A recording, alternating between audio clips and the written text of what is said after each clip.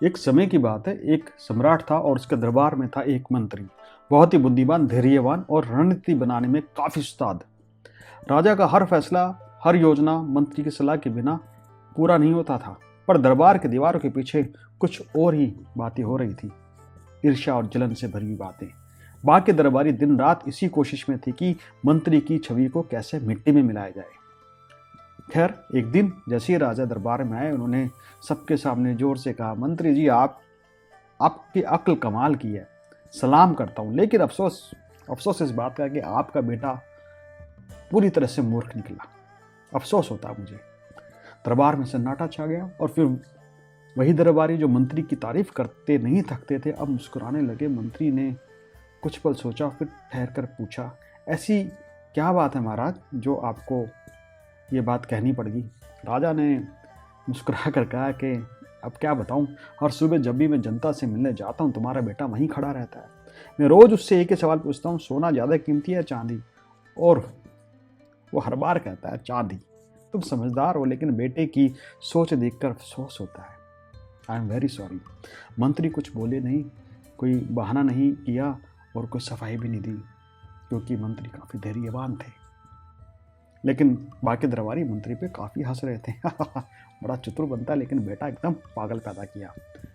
मंत्री कुछ नहीं बोले और चुपचाप घर लौट आए। वह सीधे अपने बेटे के कमरे में गए और पूछा, बता बेटा, ज्यादा कीमती क्या होता है, सोना या चांदी? बेटे ने तुरंत जवाब दिया, जी पापा, सोना होता है, चांदी क्यों होगी? तो फिर रोज राजा को झूठ क्यों बोलते हो?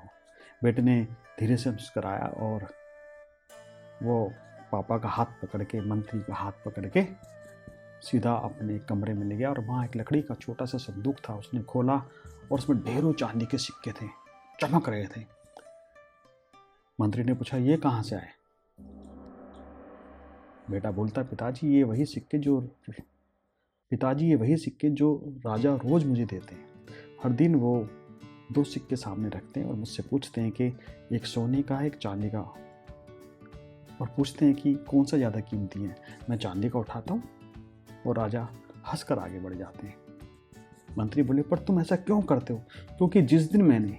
बेटा कहता, क्योंकि जिस दिन मैंने सोने का सिक्का उठा लिया, उसी दिन राजा का खेल खत्म, और फिर वो मुझे कभी नहीं बुलाएंगे। मुझे रोज एक चांदी का सिक्का मिल रहा है। छोटे छोटे कदमों से एक खजाना बना रहा हूँ पापा, क्या जरूरत है एक ही दिन में सब पाने की? मंत्री चुप हो गया। उसकी आंखें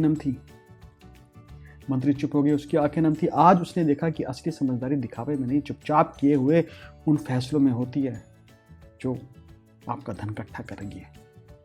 अब जब कोई कहता तुम्हारा बेटा मूर्ख है, मंत्री मुस्कुरा देता और कहता,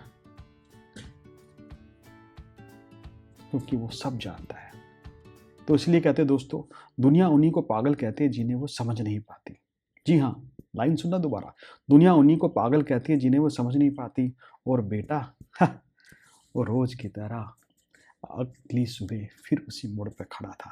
एक चांदी का सिक्का, एक मुस्कान और एक और दिन जीत का, चुपचाप अपनी जीत के साथ खड़ा हुआ था।